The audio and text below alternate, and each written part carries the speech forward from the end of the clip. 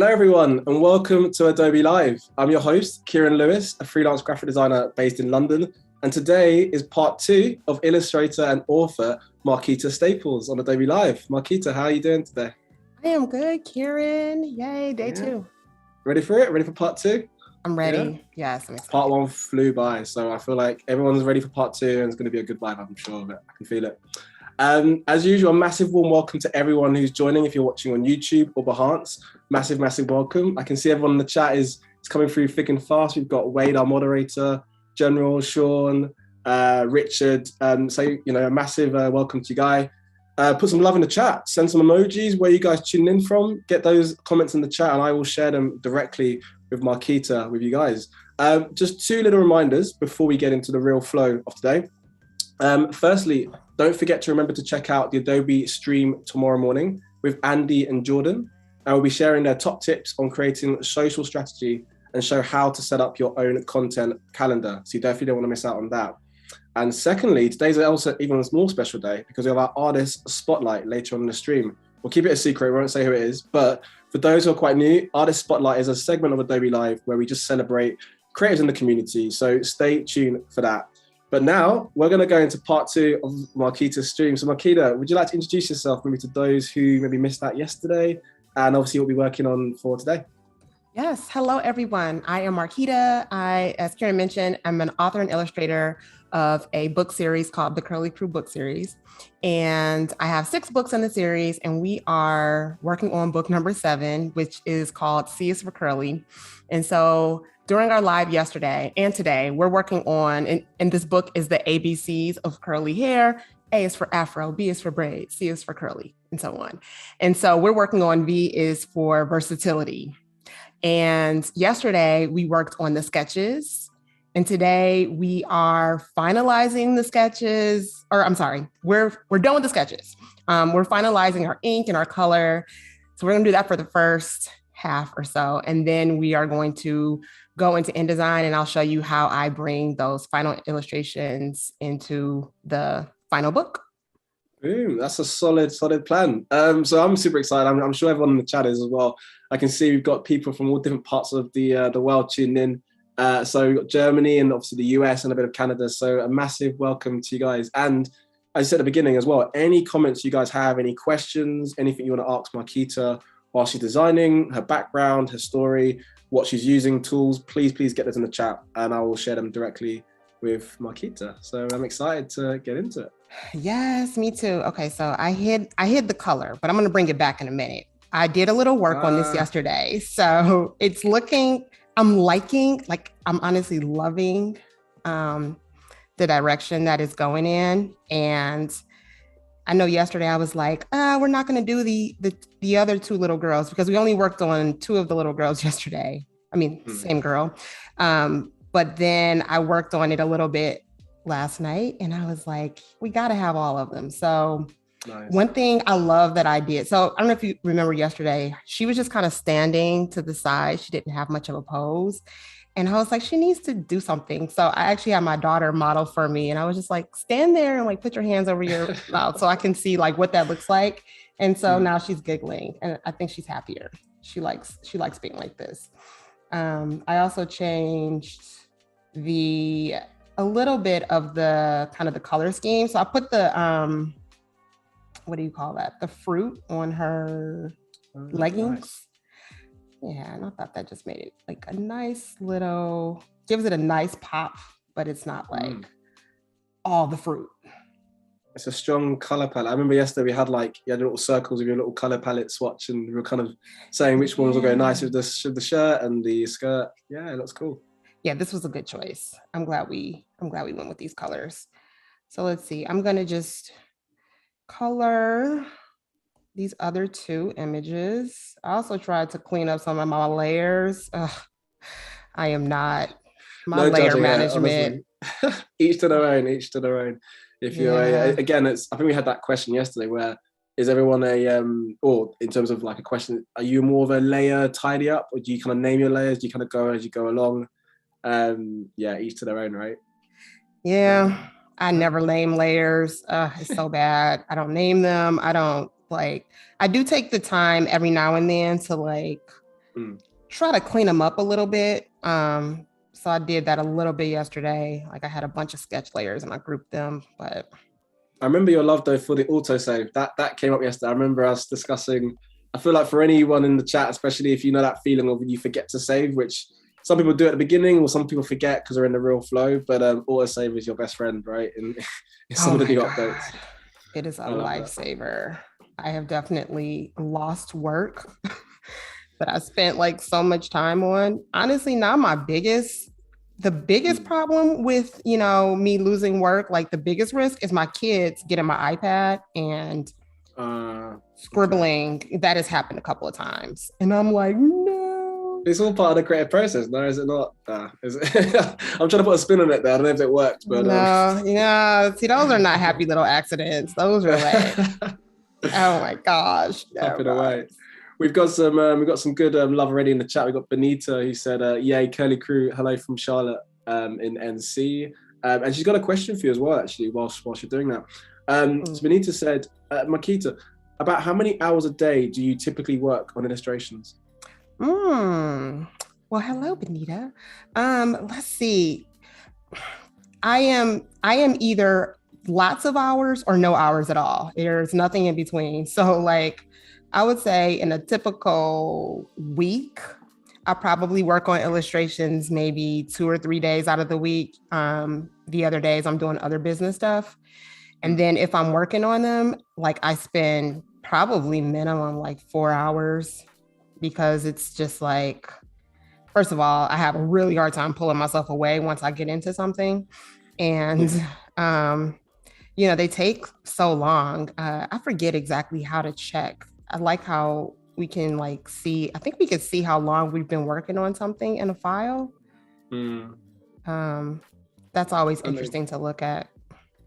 Yeah, no, that's a good point. I remember you saying as well, like the process, maybe for those maybe who didn't tune in yesterday, but definitely check that out after this stream, of course.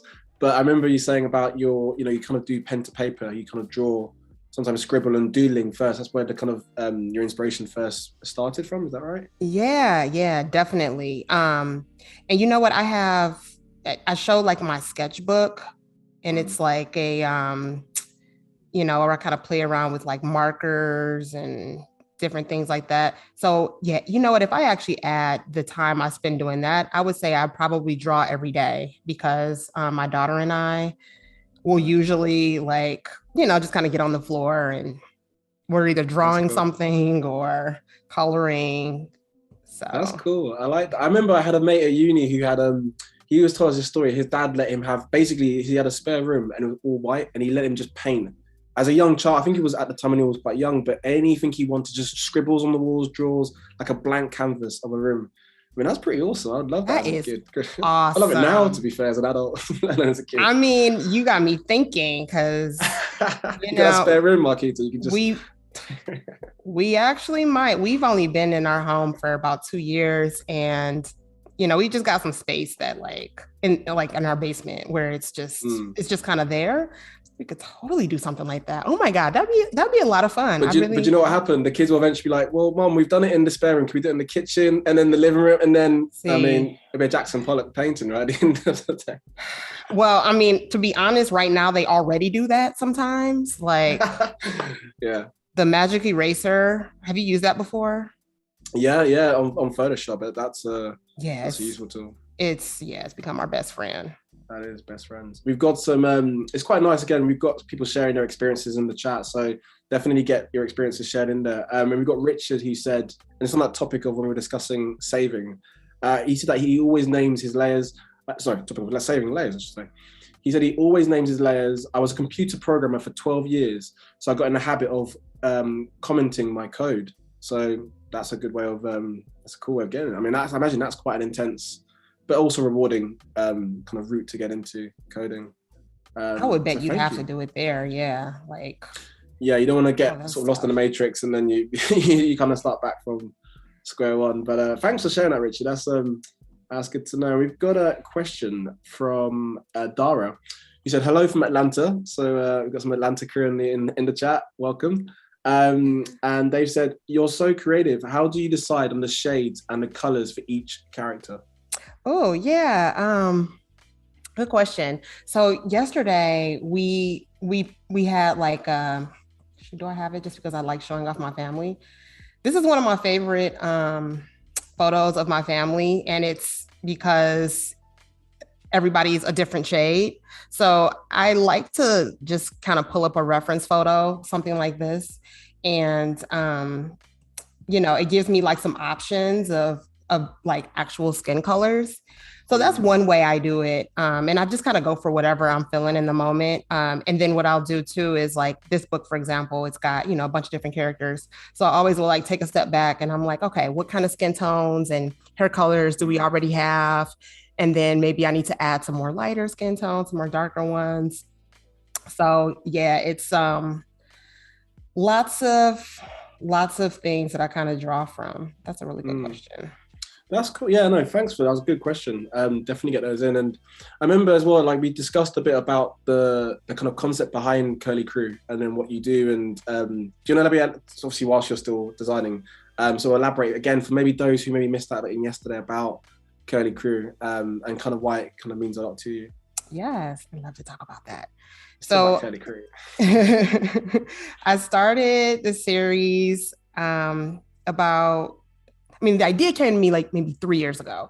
And I published my first book like 2.5 years ago. And it was basically based on my daughter. She's now 5 and she has curly hair. And it was just a very unique quality for her. In most situations when she walked in the room, she just had a very unique, her hair color, the curl pattern, all that stuff. And, honestly, I would say like as Black people in general, our hair is like, it's our kind of crown and glory, right? Like it really sets us apart.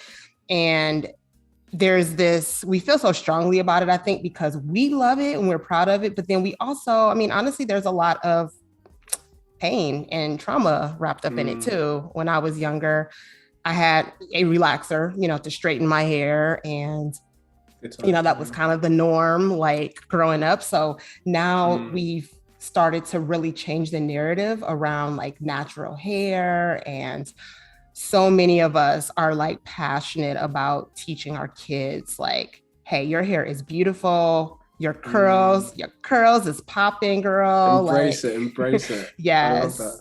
That's such an important thing to, especially as well. I mean, when you mentioned you straighten your hair, I also did a similar relaxer, and you do find within, and again, it's not, without getting way too deep into it, sometimes it's a mixture of the media and what you see in advertisement. It doesn't feel, realistic, and to basically almost blend in, you feel like you kind of need to do it a certain way, which is why books like this is so important for young kids to see, actually embrace my braids, embrace my curliness, and and be expressive. But I also did a similar what you said, where you straightened, and then you realize actually it's so much work as well, having to maintain it when you actually think, you know what, if you just wash it, tidy it, comb it, brace it, anything you want, it's actually more fresh, and it's more natural as well, right? Which you kind of have to embrace that naturalness, I think. Oh my goodness. Like, do you remember the sheer terror of water? And that's still the case. Because even if your curls are popping, you like got them defined. You don't want it to get wet. But like, it's no joke. When your hair is straight, you are like, no water near me at all. Like, don't even drink water around me because I'm just like afraid. Yes, that reminds me of like back in the day, my sister went to like the seaside or the beach, and then she'll be afraid. She want to go in the sea, but she doesn't want to maybe get her head too wet. I know that's and obviously me being a kid wanted to splash her up just before, for lols. But yeah, I heard that. You have to protect the curls at all costs. Gotta protect them. But no, again, going back to the real concept about what this is about. I think that's also, it's an educational part as well, even for those who are not from maybe the Black community, because, and I've seen a lot of tutorials online where people are starting to embrace how to actually, either cut or even braid, Black and brown people hair, because they don't necessarily know about it because they're not from that community. So it's all about a learning curve. It's not just within our community; it's for anyone to kind of embrace it and to want to learn, right? Absolutely. I will even say I've learned a lot just from having this series about other, just like you said, non-Black people that feel the same way, where it's like, I don't know if it's okay to wear my curls and, they've straightened their hair or just worn it in different ways because it's not embraced. And so, I mean, I think it's universal where like curly people, we are proud of our hair, but then it's also like, getting over those traditional views of, what's beautiful and what's professional. So yeah, it's super relatable to almost anyone. Which is why it's super important to have these books, which is amazing. And I can see already in the chat, everyone's loving the illustrations, what you're doing. We've got Richie said he's loving those eyes. They're so expressive. I mean, they are good. They are nice. And we've got Anthony as well. He said also the illustrations are very cute. So a lot of love in the chat today. Aww, thanks, so guys. The expressions are everything for me. Are you familiar with Mo Willems? I think everyone knows Mo Willems. You might not because you don't have kids yet. But he writes the pigeon books and anyway, he's pigeon amazing. Books. What's pigeon? You have to elaborate. What's the pigeon books? I've never heard of it. There's this pigeon. So I mean, leave it like that and then not tell me what a pigeon. Even the title is like intriguing. It's like his most popular one is "Don't Let the Pigeon Drive the Bus." And it's basically like this book is kind of directed towards the kid as the reader. And, it's like, hey, I'm going to leave you with this pigeon, but don't let him ride the bus. Okay. And like this pigeon is like, he has so much personality and he just wants to like get, he's going to try to like convince the reader to let him ride the bus. But the cool thing about his books is, stop, go away. Okay, sorry.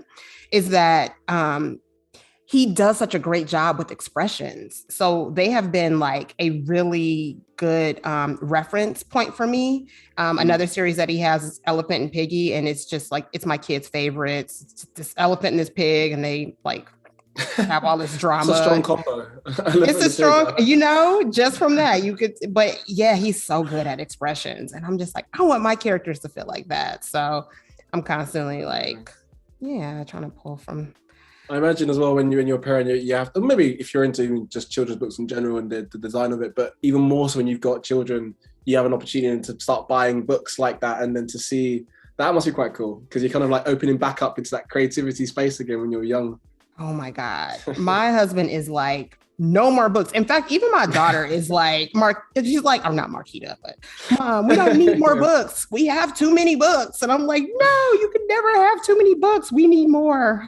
Very, very true. It's so much fun for me. So I'm like, and I do have my stack of picture books that the kids cannot touch. I'm like, nope. That's on that top shelf. They can't reach that one if exactly. I hear you. And again, for anyone in the chat, if you're into, you're even, I think we touched on it yesterday about you can get those like coloring book for adults, some more like intense sort of drawings. And if you're inside the line or outside the line, again in the chat, are you into sort of coloring in? Do you doodle? Do you get in trouble at school for doodling? I know that came up yesterday. Definitely share your comments or experiences with coloring in, because sometimes people don't tend to color anymore. Or even just draw. It's all very much computer, which is part of the process. But something quite nice about putting in a pencil or pen to paper, right? Absolutely. Awesome. I love it. I have a request for the chat that I want to ask now so that you guys have some time to think about it when we get to it. It'll probably be like a good, I love that. 30 minutes. Go for it. Okay. So I mentioned that this is V is for versatility, or it may be, okay. So the first question is, should it be V is for versatility, or should it be like versatile or variety? Those are a couple other V words. And, you see the theme here. It's like the same girl, different styles. And that's what we're getting across. And so that's one question. We can make that just a quick one, just on that, just before we lose it. We can make that into a poll actually. So maybe if we've got, so we've got a little poll function on here. Yes. So maybe if you repeat the things again, the subjects, and then we can maybe do a little poll on there, and then we can see what the guys and ladies vote in the chat. So do you want to mention the V again, just so? So the options are V is for versatile, cool. Versatility, or variety. Cool. Hopefully you got that, Wade. And in the chat we could do a little poll. If not, we can repeat it. But and then the next part you were saying. And then the next part is if I have any fellow authors out there. So my process when I'm coming up with my words, so you can see like, and this may even help with your answer. This book rhymes, but whenever I do a rhyming book, I write it out without rhyming first. So basically what she's saying is V is for versatility. I can wear so many styles, something different every day. My hair can be styled so many different ways and show off my style and creativity. Like those are the gist of what it's going to say. And if you're a rhyming person, or you got a little flow, drop some bars. Yeah. The flow of it is like, for example, curly is, I think it goes, C is for curly. I don't remember the words, but the flow of it will be like, C is for curly. Look at our hair, blah, blah, blah, blah, blah, blah. It's all there or something like that. So it's going to be V is for I like that. Blah, blah, blah, blah, blah, blah, blah, blah, blah, blah, blah, blah, blah, blah.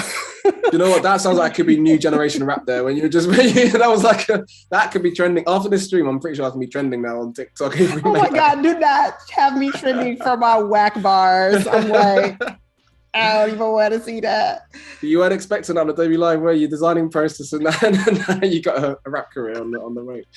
Right. We were talking about Kanye yesterday, and now we're like. And we've got Wade making a poll shortly, so I'll definitely, once those results come in, I'll share that with you, Markita, and then you've got your answers. Yeah, that'll come into play when we get to the putting it into InDesign. So you guys got a little time to think about it. But so for those maybe who just joined in, do you know maybe explain maybe what sort of part you're doing now? So we've got a bit of a yes.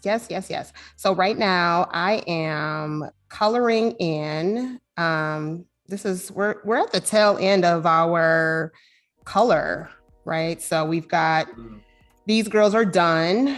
For the most part, I may go back and do some little tweaks to like add some accessories to their hair, something like that. That'd be nice. She's pretty much done. I need to add her pants the print on her pants. And then she is catching up. Oh, shoot. She needs a skirt too. I'll think about that. Cause I got stuck like, when she's sitting down, the skirt is it's gonna be like over here, kind of. I gotta figure like fold over the knees, you mean? Or like a... Yeah, it's going to, I think you won't really see much of it over her knees because it's a little short. So I think it'll kind of be like, there. So I may not do that now because I got to play around with it. That's cool. For now, we don't judge you for that. Don't worry. I mean, we're in a safe space there. We're good for it. But yeah, cool. Yeah, that's always the, one of my next classes, because I mentioned that I take like some art classes. We have like a kind of an art community center. And I definitely want to take one just on like clothes, like understanding how to draw the folds of clothes and, the movement. And like in my charcoal class, she had on like what is that called? Kind of like, the accordion style shirt. Right. Okay. And so drawing that, I was just like, wow, this is just interesting to try to draw that and like the way the light hits it. So that's cool. I remember we spoke yesterday as well about the beauty of like, there's a lot of classes out there, whether it's online and obviously now, we can go out and do a lot of things in communities where, in your local area, or even of course, even Adobe Live when we have our streams, there's a lot of, tutorials or sort of tips on how you can kind of, learn into drawing, whether it's body shape, whether it's, like you said, clothing and the styles. And that's the beauty of it, to learn and to be inspired and just to have fun with it whilst you're creating. Absolutely. It's so like, I am like addicted to learning. Like I definitely could have been the person that got like a PhD and like, cause I just love learning new things. It's so fun. So yeah, it's always exciting when I like kind of pick up a new skill. It's like when the brain, it's that moment when the brain, it switches like, okay, I'm not so reliant. I can kind of, there's that second nature moment. It's almost when you learn to drive, if for those, it's like you spend so much time, I don't know why I mentioned driving, that's a bit random, but like the idea of you spend so long trying to get it right and then you jump in a car and it's second nature, you don't have to think about it. Yes. That's the art when that brain, that switch moment, right? It's cool. It's cool. And it's cool when you're conscious of it. Like, wow, I am now doing this without thinking. It's a really good feeling. We've got, and again, just, I mean, even for those in the chat and join us today, I mean, that's what everyone in here come to do, to obviously learn about your design process and your skills. So massive welcome if you've just joined us. But yeah, that's also great because you guys are in the right place to learn some illustration skills. And we've got a question from Greg, who said, what sort of considerations do you need to make when writing/illustrating for any particular target age group? Ooh, that's a good question. That is a very good question. That was something that I really had to like figure out when I got started. So obviously word count is gonna like probably be the biggest thing that makes a difference between, you know, a picture book for a younger versus older audience. Picture, like the ones that I do are typically, my books are like less than 200 words. This one's going to be a little wordier because it's the alphabet and I just have to have words to go up all the alphabet. But, and so mine are for like younger kids, like pre-readers. So these are kids that are not necessarily reading yet or just getting started with reading. And then I think picture books can go as high as like, I don't know the number, but I feel like maybe a couple thousand words before you start to get into more of the, you know, graphic novel territory. But yeah, the best thing is always to just kind of like whatever book you want to write, whatever you're targeting, go to the library and, you know, take out some books that are written for that, for that age group. And then like, you know, get a feel for the number of words and then also, so the word count is one thing. The other thing is like, you know, I mentioned complexity of the illustrations for an older kid. Like you want to give them something a little more to look at. So your backgrounds might be a little more complex and you want the age of the kid to be older. An interesting thing that I learned about kids when I started with the books is that they don't really like to read books about kids that are younger than them. So, that's interesting. You know, yeah. So older is always good. But like if it looks like it's a baby, they're just like, I'm not a baby. I am not a baby. Yeah, that's interesting. That makes total sense. That makes sense. That was a great question. Thank you for. And actually, when you mentioned, excuse me, going to the library and research, I'm even wondering, like, having an opportunity to go into the community and speak to people, like even share, like almost, I guess it's market research, but just even if it's like a few spreads of a book, or just to kind of get people's thoughts. If they've got children, you can kind of stop by and because I guess sort of doing it firsthand is quite cool as well. So you get, you know, direct responses from people in our community. Oh my God. Like that is so underrated because, you know, it's so easy to just live on your computer and not ever really talk to people. But yeah, or like having a kid read your book, you know, or like reading it to a kid and just kind of seeing their reaction and seeing if it matches what you were going for is super interesting because kids will like catch you completely off guard and like they're laughing at something that you were like, that was not meant to be funny. I love that. That's a good point. They have no shame to just say what they feel. But that's I mean, that's, if anything, that's the most organic and honest way of kind of being, if that's the case. So you chose the right target audience to know the real truth about if the work you're doing is going the right direction. Yeah, for sure. We've got a comment from Misty. It's on that topic of when we mentioned about buying too many books. So Misty said, I have tons of books all in my daughter's room. I have no place to put them. She wants to get rid of them. I'm like, no. I'm with you, Misty. I am like, and what we have a lot of now are board books because obviously that's like for younger kids. And I love me a good board book. And my daughter, I mean, they're definitely too young for her. And so I was just thinking that myself, like, I got to get rid of all these board books. And I don't want to because the memories, so cool. They're so pretty. Yeah, I'm with you on that. No, keep those comments coming in for sure. That was a great one to know. It's always nice to hear, again, because we've got so many different people from different, you know, all walks of life in this stream. It's always nice to hear your backgrounds and your your own perspectives on colouring and books, and even children's books in particular. So please share. Yes, I love to hear it. I love to know I'm not the only one that's like, and there are, so what's her name? Gretchen Rubin. She's very popular in like the podcast world. And she has like a kid lit community. And it's really just for like people that like reading children's books. And I mean, a lot of it is like young adult fiction, which a lot of us read in general.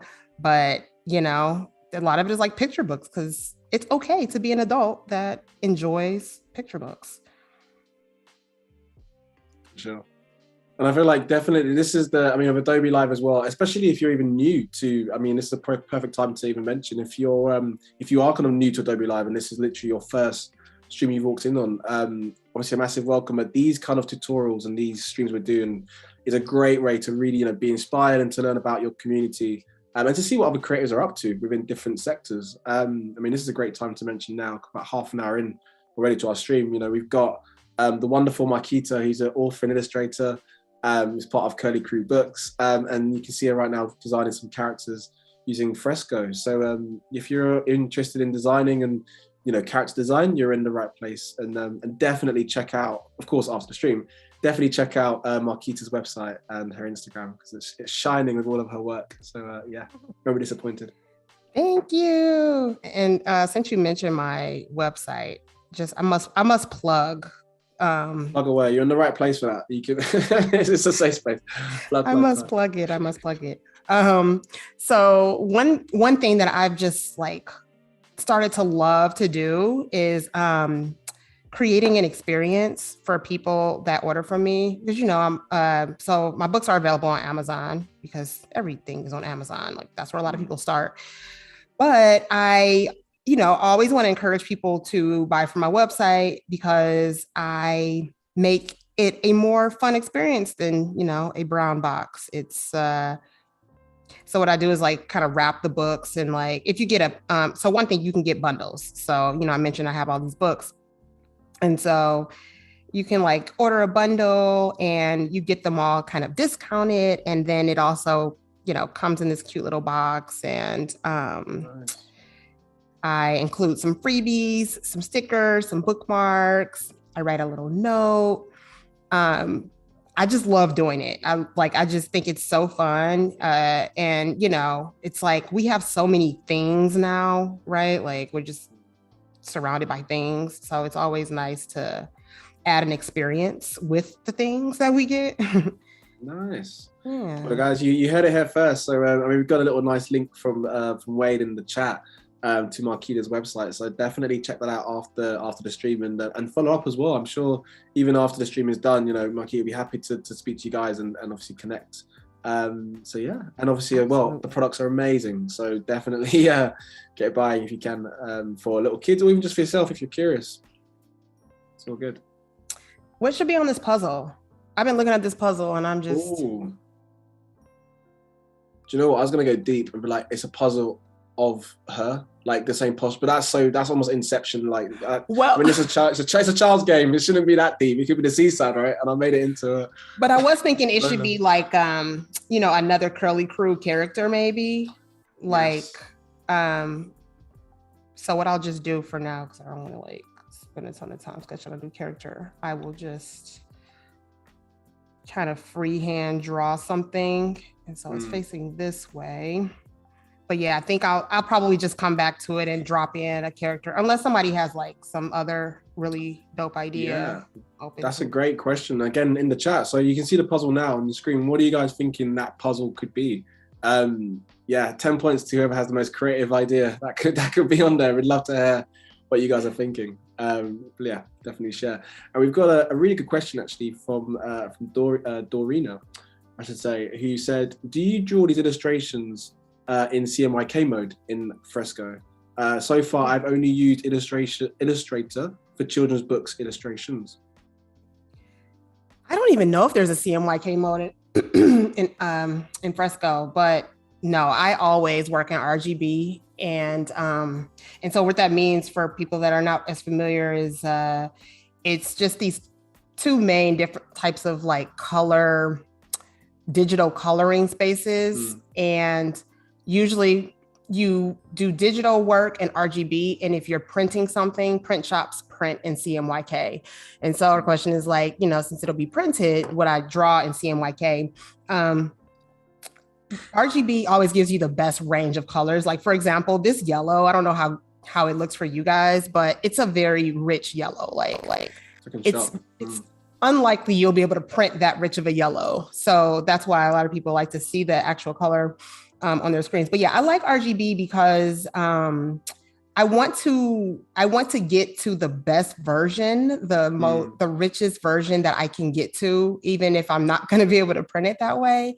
And then also I do have an ebook for all of these too. So it will be digital, and it's easier to go from RGB to CMYK than CMYK to RGB. It's like going from black and white to color. Like it's just not gonna translate as well. So yeah, that's so I stick with RGB for the most part, and then we're getting so technical, but I do geek out on this stuff because I did a lot of research on it at one point.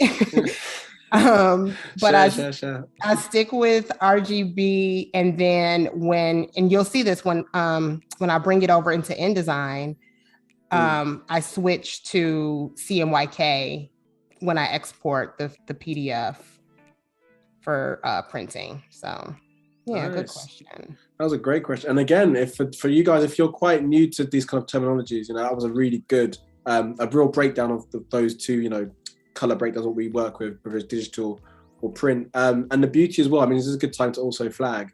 And even when myself and Markita, you know, we're stopped with the stream, there's still other streams happening as well. And you can go back and watch a lot more. And they do also touch on a lot of the, you know, technical design and print processes within projects, but also in a way where it's from different levels. So I don't feel like it's so intimidating when you hear these kind of words or different terminologies, because it's very much there for you guys to have a, you know, a helping hand. And so we've got to start from somewhere, right? In terms of the foundation of how things work. So if you're just here now, you're in a great place to be inspired and to learn. So yeah, and I'm loving that sort of what do you call it on the hair? My brain. I don't know. I was thinking the same thing. Yeah. What would I call these? I think these are like little cuffs, like the little gold like cuffs. Clips on though, or is it like the ones that I'm thinking of, you kind of squeeze them on. You know what I mean? They're like metal. I'm getting like Egyptian, you know, like the Egyptian vibes you get where. Yeah. Is it like that? I don't know. Yep. I'm just saying words. Yeah. Okay. No, that's exactly it. Is that it? Okay. You know your hair. I do that with my own hair. Like in the evenings, I just put some gold, and then I really don't actually. I'm embarrassing myself. And on that topic, we've got some suggestions on what the puzzles could be. So Wayne said maybe the puzzle, what the design could be on there, could be one of the book covers, maybe, which is a good one. That's a strong suggestion. Benita said maybe the puzzle should be something easily recognized, like a rainbow. So keeping it simple, but enough that everyone kind of gets it. That's what I was thinking initially. Like I was gonna just do like a smiley face or something, like exactly that same idea, like keeping it simple. And we've got Doreen who said the puzzle could be planet Earth or the world ocean. I'm loving this kind of like nature. We've got the fruits, we've got the ocean, we've got yeah, guys, keep it coming. I feel like there's a vibe coming on in terms of like keeping it all natural. I know, right? And I am here for it. Natural everything. I'm leaning towards something that nobody even said. I'm like, what do you guys think? Okay, now I'm going to do what I want to do. And by the way, just before we get into, we have got some of the results back as well from the V's as well. But I'll let you, when we come into it, let me know, and then I'll dish that out for you when you're ready. I'll keep you in suspense for now. But, I know, right? I'm like, but I'm leaning towards something that has to do with hair, like maybe even like a phrase. Well, I don't know about a phrase, but I almost feel like it's probably kind of what you were saying for a minute, Kieran, like it's her, like another kind of hairstyle or something like that. But you know what? I think, Benita, you're going to win because a rainbow is like the easiest thing to do right now. And I want to make sure I don't stay on this for too long. So it's going to be a rainbow of all of our little colors, actually. And just on that, I mean, you hit the nail on the head when you mentioned, because I know you're going to be jumping in. Am I right in saying InDesign next is your next? Yep. Next program. So that's and we've actually got Misty who. I mean, you're really on the ball, Misty. So great for that. You mentioned do you lay the book out in InDesign? So you're getting ahead of yourself, but definitely stay tuned because that is going to be happening very, very shortly. So you guys you're getting a real treat today. You got Fresco and InDesign working hand in hand. So yeah, stay tuned for that. Was Misty the same one that says she works in Illustrator? Do you remember? Let us know, asked Misty. the question about the RGB and was that Misty? Were you the person? Tell us, Misty. Was it you? Let us know, Misty. The mystery continues. We need to know.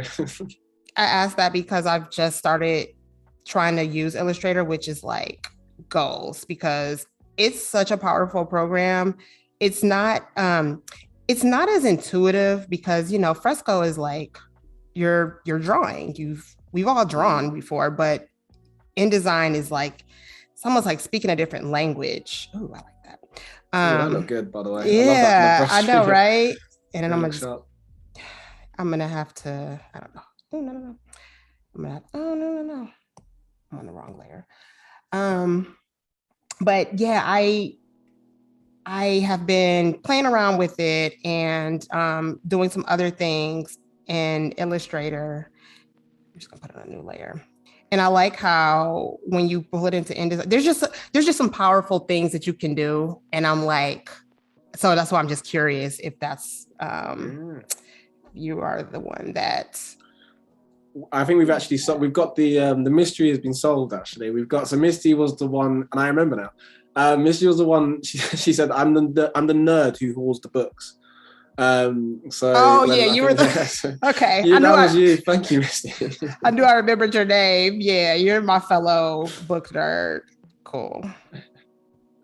But on that topic, I mean, that's a good time to mention again. Any questions? Definitely keep them coming. You can see right now we had a little game if you just joined us about what could be on this puzzle, and rainbow was selected. So you'll just see Markita now design perhaps the most beautiful rainbow I think I've ever seen, actually. So it's looking sharp. Oh, you good. Just flatter me. It's looking good. Looking very good. Red, orange, yellow, green, blue, indigo. We've got a quite a technical question actually from Benita, who said, "Is there a cap on the number of layers you can use in Fresco?" I don't know for sure, but it must be a lot because I have not reached the max. But what I will say is I have another iPad that now my kids use for the most part, and it's an older iPad. It didn't have a whole lot of storage space, and I did reach a cap then. So I think it must depend on your storage space. Somebody. And we've got the wonderful Wade actually. He's just to clarify as well, tech guru. So thanks. He said no, there's not only the limit of you. Took a while to read the rest of that. Actually, he said no, there's not only the limit on your imagination. I love that. That was yes. Or your hardware resources, whichever comes first. Right. Brilliant. Brilliant. I hope that answers your question. That's brilliant. Yeah. For me, the hardware is always what comes first for me. I can dream up all types of stuff, and I'll be like, dang. I'm loving this kind of like, and this is not a play on Misty's name, but like kind of Misty effect of the rainbow. It's looking good. Thank you. Thank you. I like it too. I think this is a good choice. It's nice and simple. And it marries up as well a little bit of the palette of the clothing, right? The yellow and almost the green. Exactly. Yeah, very cool. Yeah, that's what I was going for. I was like, let's make it nice. Like not real colors that you might for real see in a rainbow, but the way that I'm doing this, by the way, is not the best way. I know there's a way to mask or something like that, but when you're self-taught, you just sort of like figure it out and then you learn the efficient ways later. Yeah, I mean, I know we definitely touched on a bit yesterday, and even when we do lives in general, there's always, whenever you see designers design, like even now, there's always multiple ways of how, you can do things that are quicker, streamlined.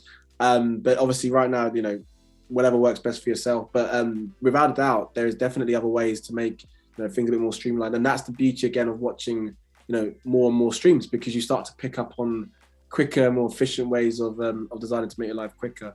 Yes. So each to their own, for sure. For sure. I'm looking forward to, and I'm telling you now in advance, I welcome you to tell me, like, when we get to InDesign, all the ways that I should probably do things differently. Yeah, that's all good.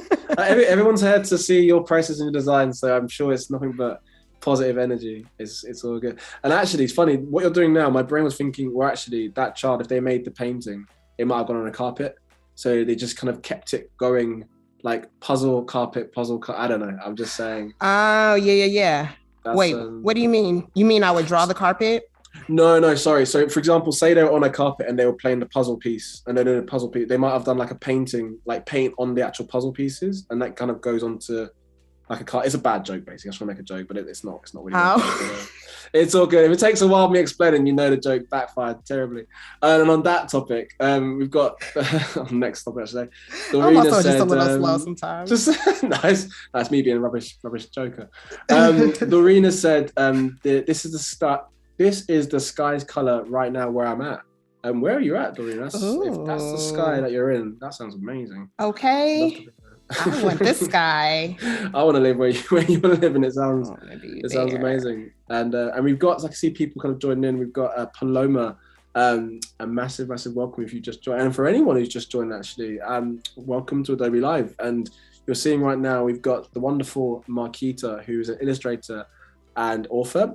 She's part of Cody Create Books, and she's doing some design characters, creating some characters. We're going to be going shortly into InDesign. This is part 2 of our stream, so massive welcome, and stay tuned. We've got a few treats coming up shortly, i.e. the art spotlight, but we'll keep you in suspense for now. But in the meantime, just keep watching and getting inspired from Markita's work. Yes. Okay.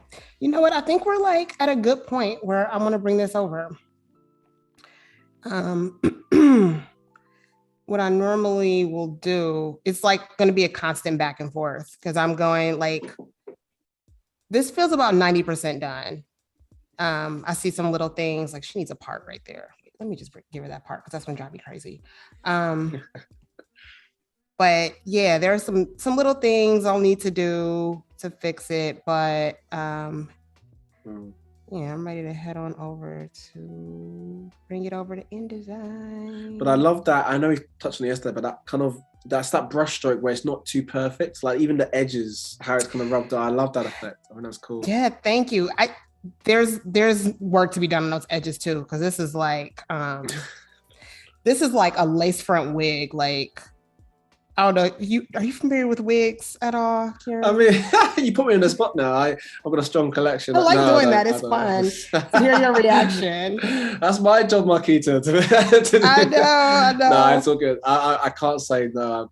I don't have a strong collection of it. If you do in the chat, if you want to mention it, share it. You're also my gauge for like when I say stuff. Like, do people understand what I'm saying? Like when I say this looks like a lace front wig, do you get it? No, the vibe, the energy's in the chat. I can sense it for sure. And we've got Paloma who said the characters' hairstyles are super cute. So they're digging it. They're digging it either way. Yay! Thanks, guys. Okay, so good. So now I am going to go back here. So what makes me happy is when I switch over to, and let me think. Am I done here? Okay, so I'm going to switch over to my desktop. I'm going to do this. And so Dorina, who mentioned about the rainbow, and we asked where she is. She's in Bulgaria, so that's pretty cool. We've got all different parts of the world today. So thanks for letting us know. And if Bulgaria's got those kind of rainbows, I need to go in general. But that's a strong look in the sky. If you've got that, I'm jealous. Oh my gosh. Like beam me to Bulgaria. Beam me to Bulgaria. Like a name of an album. Cool. So we're in InDesign, right? We are in InDesign.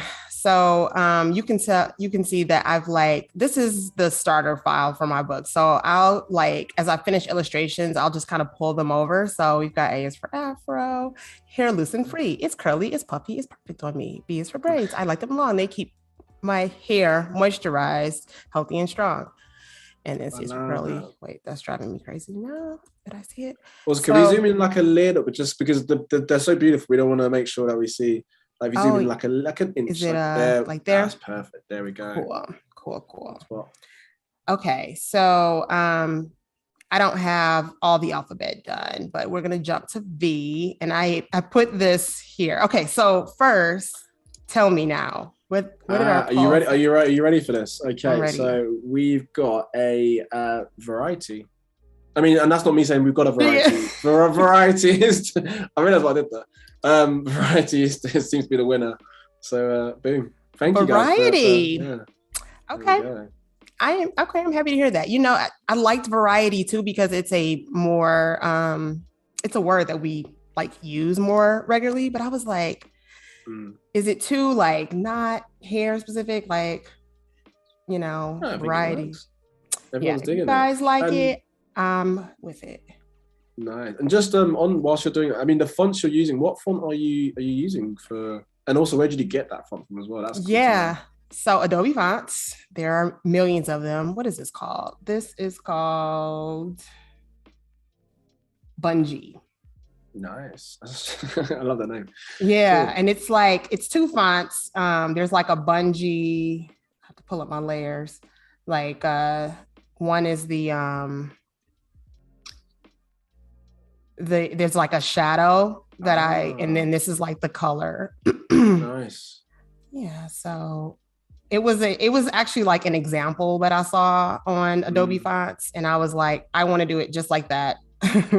That's cool. That's cool. And that's a brilliant rate. When you even mentioned Adobe Fonts, that's a great time to even, plug that for sure, because if you're new to Adobe Fonts or even just Adobe Hemisphere, there's so many things you could download and use. And Adobe Fonts is just one example of things you can use, because there's like Markita was saying, there's a strong variety, I'm using that word, of different types of fonts that you can work with and play around with. So definitely get designing and get exploring different types of fonts with Adobe Fonts. And the good thing about them too, this is important for anybody that can, is like considering doing a book, is that you always want to make sure that you can use your fonts if you wanted to like sell them, that you could use them for commercial use. And with Adobe's fonts, you can, as long as you're not like selling it as like your own font. But if you put it in like a book or whatever, then it's fair game. And I also want to mention, a very good point to flag, because then there's always a lot of obviously the terms and conditions and T's and C's, and even with Behance, I know you on Behance you can download fonts that are created, the community's made, but also there's parts where you may have to credit. So definitely always look out when you download, because someone spent time doing it, so it's only fair to credit. And again, if you have to download it for free, or if you have to pay for it, when you pay for something in the community, it goes back in there and it allows people to do more. So yeah, definitely look out for those. That's a good shout for flagging that. Yeah, absolutely. So then you see I'm pulling in. See, this is where I talk about that autosave, because it's just here. My file is here. It went from my iPad. It's in the cloud. And I wish that I could like upload it without so I download it onto my computer and then I can upload it to okay. Yeah, but I'm sure that's in the works. We've got a question from Dorina, who said, so basically, I mean, I'm loving your illustrations, first of all, so great illustrations, but and this is a good point, maybe it's relating to what you're doing now. Did you say them as PNGs with the transparent background? So if you have your characters, you can export, I think. Yeah. PNG. You know what? Let me remember what I do, because like, as you see, I'm failing at this. Okay, so this is what I do. You can see exactly what I do here. Enlighten us, show us. Yeah, it's all good. Yeah, because I'm like, why is that failing? Okay, so what I do is I don't have to save it as a PNG. It will bring the PSD file in. So like, let me go to, I'm trying to figure out why this is failing me. So these are all just like PSD files. I don't have to save it as a PNG. I can just bring it over. Nice. Maybe I had to open it first. That was it. So yeah. And I So is like that so doing you it can this edit way. as well? Is that so you can edit and Exactly. then nice? That's exactly what I was going to say. So, like, if I have to make any changes, I can just go back to that PSD file, change it, save it, and then it'll update here. Nice. That's actually a really good tool for even those who are watching this and understanding. Oh, I mean, the beauty of this as well, you're starting to see how different programs can kind of integrate with one another. So you can see now you've got InDesign, Photoshop, and Markita made a great comment about, you're able to edit. So even though that illustration you can see now is a PSD file, if she makes any edits on the PSD file, it will update instantly in InDesign without you having to bring it back in. And these are, again, little tips, tools, and tricks that you can learn on our stream and also obviously on other Adobe live streams. So definitely check those out, and you'll be enlightened and become a Photoshop and InDesign guru for sure. Seriously, and it's like I really do enjoy working in InDesign. For some reason, it's probably because I'm used to, like, in the corporate world working, on like not really layout, but it just feels the most like a document program, I guess. Feels pretty natural because you're just kind of like bringing things in and adding text. So I feel like it had a pretty low learning curve for me. Like, if you've never looked at it before, it might look like it's a little complicated, but it's actually pretty straightforward. InDesign is definitely my baby. I've got with all the different Adobe programs you can have, that is without a doubt my soft spot. That's your one. I'm not gonna pretend like it's not. Yeah, we have a love relationship for sure. It's all good. And actually, a nice little reminder. So we're about maybe half an hour, well, to be exactly 34 minutes or so, until we have our artist spotlight. So again, if you're quite new to this stream, or even the term artist spotlight, you're thinking, what is an artist spotlight? That's a segment that we're going to be doing shortly, where we just basically celebrate one particular creative in our community, and to sort of see their work that they're doing and check them out. And also, it's worth shouting out on the Behance chat, you will see there's an artist spotlight tab. So if you would like to nominate yourself or nominate another creative, potentially for the next artist spotlight, definitely get nominating on there. So that's an awesome way to kind of celebrate and to see different work in our industry. So stay tuned, and we will get into that shortly. Awesome. What I'm doing now is I'm going to add a background color. I don't think it'll be that one, but oh, dang, I did not remove the background. That's easy. Oh, and another thing. So speaking of CMYK RGB, so this is where I wish I did not do this. Okay, I'm gonna move that to RGB. So I usually, even in InDesign, I like to start with RGB,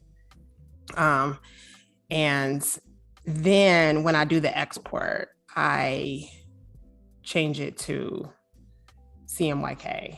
And the reason I have to do it that way is, like, you see how I just created that rectangle and I gave it a color. I found that I don't know what bad things happen basically when I create color in CMYK. It's all bad. So I'm like, I'll just do it at the very last minute. It senses your energy. It knows you're afraid.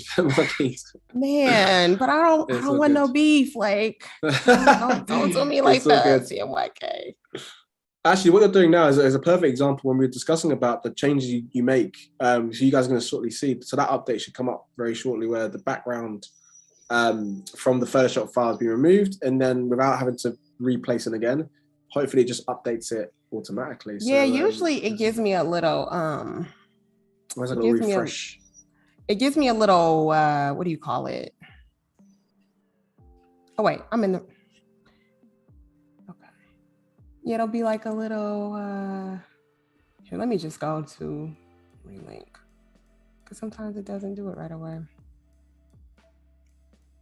What am I doing wrong? Is it saved? How is it saved? Is it a PSD file? Yeah, this is a PSD file, and this is, oh no, actually this one is 1.1. Okay. I was gonna say, I'm just gonna Placing again. Weird. Yeah, I was gonna maybe place it again.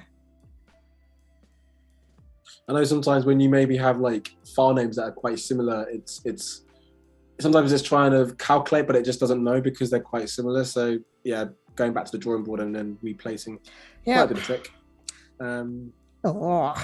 Unless obviously, and that's where I think we had a question. I think it was Dorina where, and that's a good shout when you mentioned PNGs.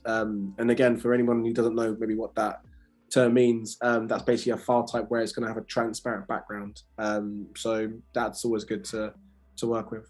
Oh, I know what I'm doing. I know what's happening. What's happening? Share with us.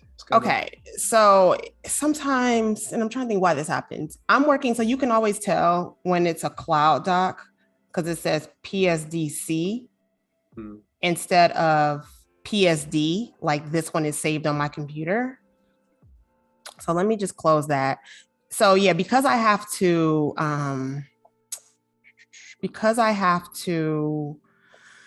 download it to my computer in order to okay. And I don't want the desktop, you mean? Yeah. Yeah, it just ends up being like, let me open it this way because I'm like terrified to go back and be like in my raw documents folder. I don't think there's anything crazy in there, but I'm just like, I don't know, y'all. Yeah, let me just see. That's the what's I'm looking for. When you do it, obviously Adobe Live, it's a balance. I think we had yesterday when you have to, and it's an art in itself, which you're basically doing amazing, where you're talking, you're designing, but also you gotta make sure that your backgrounds and desktops is all tidied up just in case. Any bank details maybe on there. Or anything I know like exactly. All right, boom, there we go. There we go.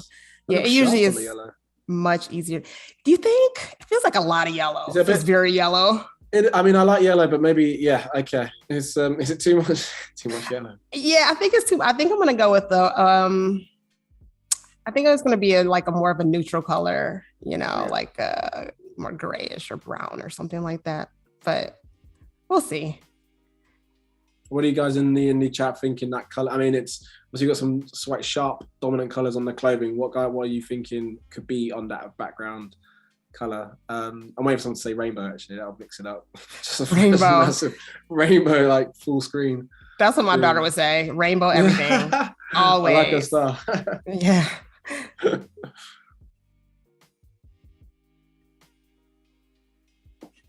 Okay. All right. So now, let me go back to this rectangle. I mean, I'm gonna change my mind a million times, so I'm not gonna obsess over this, but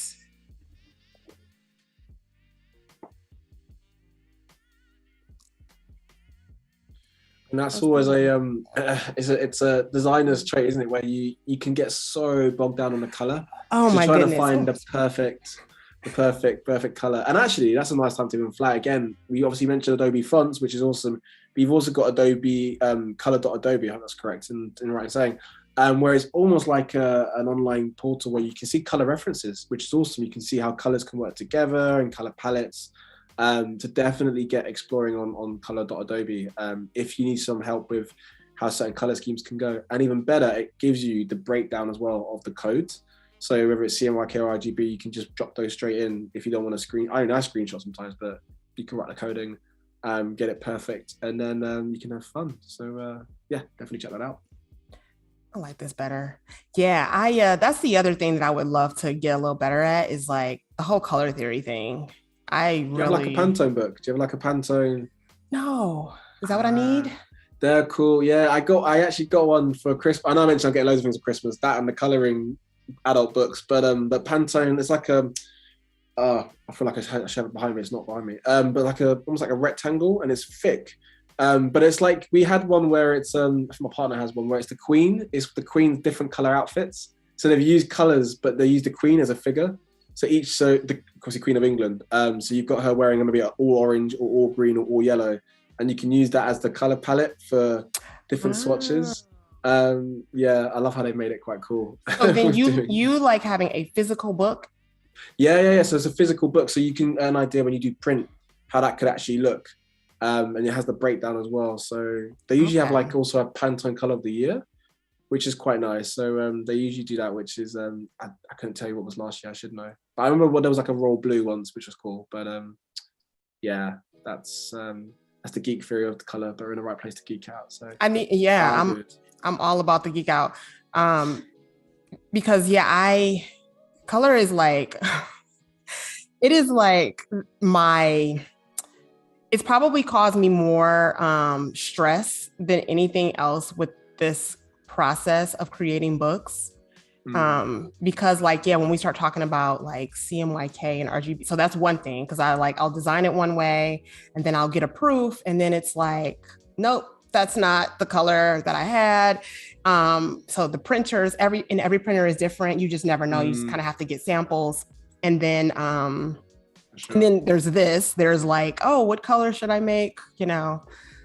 All these things. And it's just like easy to go into like decision fatigue and then just get like burnt out with it. So that's a very good point. You mentioned as well, like the printers, like I think even if you're in the chat and you're maybe a senior creative or even just starting out, having printers on side will always help, especially if you're getting into print, because I think you made a really good point of having samples. Like it may cost a little bit. Sometimes they don't charge what they do, but I think definitely getting samples will always make your life, you can probably sleep better knowing that it's going to come out in a good way when it's on a sample.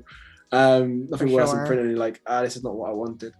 So there are the printers that I have found that are local are just way too expensive for what I need to do.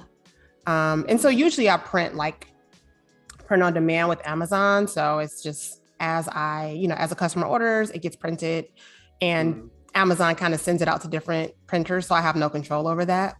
But you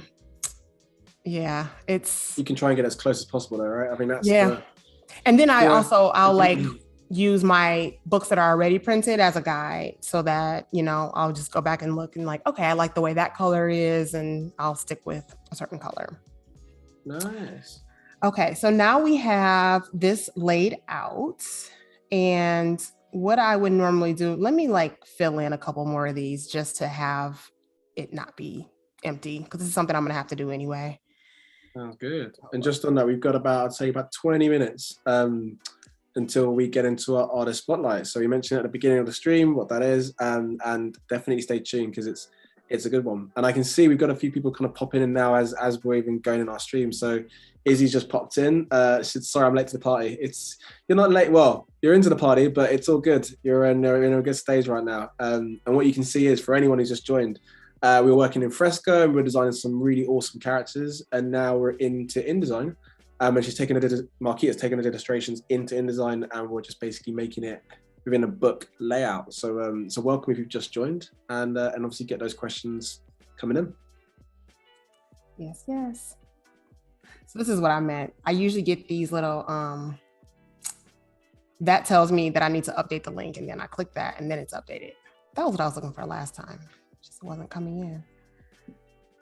So I'm gonna have to obviously do this sketch. This is like a very traumatizing photo right here, but it's so real. Like, what's happening? Can you zoom in a bit? What's happening? Oh, you can't see it? Okay. I see the eyes looking like in horror, but I don't know what. Wait, my eyes actually. I can't even see. But yeah. No, you're right. I'm kind of far away. So this is the detangle process that we all go through as kids, and this is mom trying to get that hair straightened out, detangled, and she's in pain. Is that what it is? She's in pain. I might make it less dramatic, but I mean, it's real. It's real. Like, I might make it a little more like, maybe mom's expression. I think mom's expression is going to be kind of like, oh my God, like, you're fine. You're just. But she's just there smiling, like everything's calm. I love the difference. Like, it's accurate. It's accurate. You're gonna look beautiful by the end of this. It's all good. Yeah. No, that's nice, and it's nice as well. I mean, again, we touched on it. It's nice that, especially with the core of what you do in this book, it has a real personal connection to you, because obviously you mentioned it's your family. So again, that's a really nice kind of like facet to add to the project, doesn't it? Yeah, it's and that's really something that I want, like, I did this one so bad. I'm gonna have to. There's some story behind that. I don't remember why I did it that way, but yeah, like when I started on this, I was like, I remember coming up with the idea to do this book. My mom was here. I was doing my daughter's hair, and every time I do my daughter's hair, they like go look in the mirror and they're just like, they just get this smile on their face, right? Like they hated the whole process, but like once it's done, they're like, okay, yes, thank you, mommy. So after I did it, I think what came in my head was like, my daughter, she might've said something like, it's beautiful or something like that. And I was like, oh, no, it wasn't that. It was something like, it's so cute, or something that started with an A. And I was like, oh, I should make like an ABC book. And I was going to make it more like A is for, this is so cute. But then once I started doing it, I was just like, no, I would rather the term, like it actually be for like actual terms. But all that to say, it definitely was born out of like, me just having an everyday little life, exchange with my daughter. And I was like, I have to do like the ABCs of curly hair, because I've always wanted to do like an ABC book. It's just like one of those kind of books that you can find the ABCs of like everything. And so I was like, oh, the ABCs of hair. But I love that story. Like, just one of those things that just organically happens like that. I think that's the best project where, I mean, you can obviously plan it and to an extent almost force it, but when it just happens organically and you have ideas and you make it happen, that's awesome. That's fulfilling. That's a really nice. It's a nice story as well because it's part of the truth, obviously, right? So yeah, cool. Absolutely. Yeah, my best stories for sure come from a place of like, I mean, all of them come from something like that actually happened, but I feel like the ones. Some of my most popular books are I'm Not Sleepy, which is exactly the story of me and my daughter during bedtime. Like it is to a T. And I Love Being Me, which is just kind of like, the kids are like talking about all these different things that they love about themselves. And that book came to me because my youngest daughter, she used to like to just put stuff in her hair. And, it was usually food, honestly, but like just anything, she just might find a little toy and she's throwing it in her hair. And I was like, that is so convenient that your curls just keep everything in place. And I was like, oh, I actually like how that sounds as as a book. So that is awesome. That is too cool. Yeah. I think as well, like, I guess as well, because we touched on this, I mean, it's obviously the book and it's, it's culturally about the Black community. And I think do you ever find, I think, when kind of growing up, and I remember seeing with my mum and my sister, like these moments of when you're doing maybe it's the hair braiding or it's taking out curls, it's quite, especially when you're a young child and you're with the mum, it's almost like one of those kind of nice moments, right? Where it's like that intimate between, mother and daughter or father and daughter, or father and son, either way. It's nice. I remember seeing that a lot with my parents. And I did not appreciate it as a kid because I was looking like this, right? I'm like, just do it and like, let me go. But it also is like, it's where I remember watching like The Wiz or like, cause back then, like our parents were not watching what we wanted to watch. Like us new age parents were like, okay, fine, we'll put it on Cocomelon, whatever. But, we're watching. Yeah. I'm just like, I don't want to watch this, but I need you to like chill. But yeah, I watched some of like my best movies that way and like just those memories. And so my daughter, my oldest, actually gets her hair done by someone else just because I found that doing my hair and it was just too much.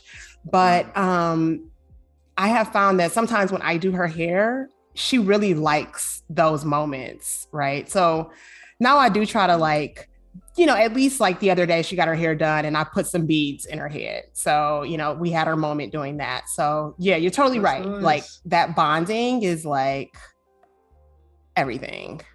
That's nice. And it is, I think that's nice. You mentioned, I mean, it's those moments that you write that you kind of cherish. And I think it's pretty cool that it works. Yeah. Okay, wait. So did anybody drop some bars like for did anyone variety? Remember, I don't needed know, help with that. but by all means, if it, so as you were mentioning, so we want to maybe do some rhyming with some of the words. Yeah. Okay. Yeah. Let me put this one here, and then I'm gonna show you guys what I got. I don't even have There it. we It's go. not even complete, but It's like yeah, it's like maybe. American Idol. I love it. Right. Okay. So, oh yeah, I didn't even put it in there. So okay, V is for variety. What did I do with it? Oh shoot. Let me see if I still have it. Layers. Whilst you're doing now, we've got a question, which is actually quite an interesting one. It's from Izzy, who said, how do you stay informed about what's going on in the creative industry? So kind of keeping up to date, perhaps. Yeah. Oh, I love your questions. You always ask some really good ones. So let's see. Honestly, I feel like the children's book community as a whole is like very vocal, and like there's all types of different spaces. So I'm in a lot of Facebook groups and so people post a lot there.